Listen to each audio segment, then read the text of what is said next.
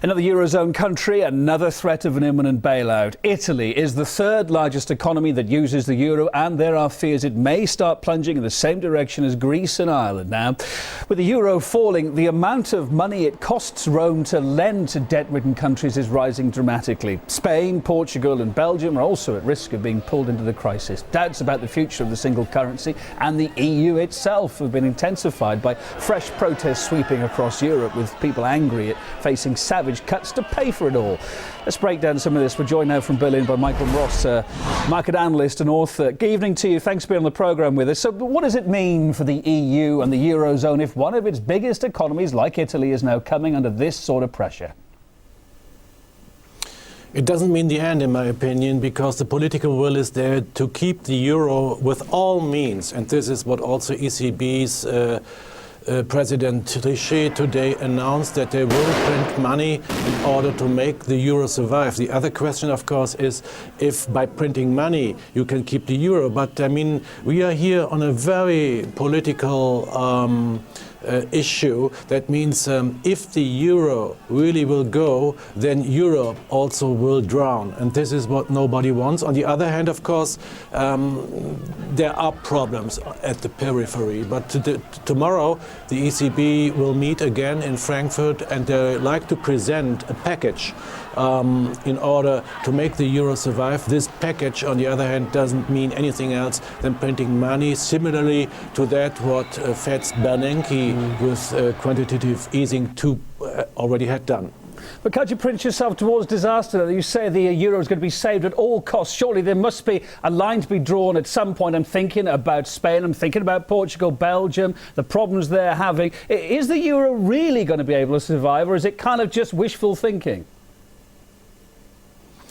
I mean, we have here in Germany many skeptics about the euro, and as a recent poll showed, already 50% of the Germans want back their D-Mark. But the question, of course, remains if this is a practical way. I mean, we are all in the same boat. There is much criticism around. We know what had gone wrong. For example, the party in the southern periphery of Europe. But on the other hand, how could you manage to let the euro fall apart? I mean, there's no other way than Germany has to pull out of the euro. If this is a possible or practical way, this is, of course, another question. But I don't think that the German politicians are going to pull out of the euro. They will stay there until the end. So where did it all go so wrong for the euro? Or was the idea of a single currency flawed from the very beginning then? The idea is that Europe needs to have one voice and has to be one power. And this power is only defined by a currency, by a common currency. If this common currency is falling, then Europe will lose its voting rights in the world. And this is what the politicians are well aware of. So they will do everything to keep the euro alive. How long this will last is, of course, another question, because every economists know that with money printing alone, you cannot save a currency. But at least then they are doing what everybody is doing, the Americans as well. And so they are in the same boat. And what about Germany, with the Eurozone's third largest economy now at risk, talking about Italy just now? Is there a danger that even the mighty Germany could be hit eventually? At the end of the day, this will be the consequence. This is what we are also discussing here in Germany. But as a matter of fact, many people are not very interested in money systems, in currency. So also in the newspapers, this problem is not revealed very much. Of course, if the periphery falls, Germany will be the last lender.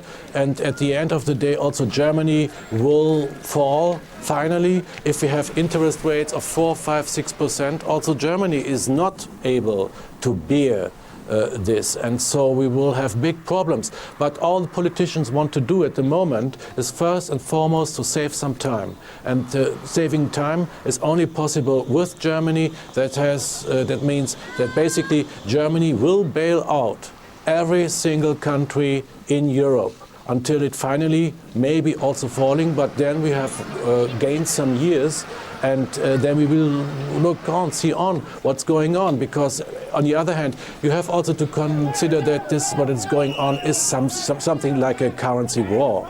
Let's face it, I mean, the problems in the United States are much bigger. Check California, for example, look at other countries within the United States. Here in Europe, we are now pointed with the fingers, and this is also something you have to consider, that there is also a political strategy behind all this, that those countries are attacked. I mean, in Italy we have interest rates at the moment at around 4%, so there is not such a big danger. Also today Spain's interest rates have eased a little bit, so maybe this is a new direction.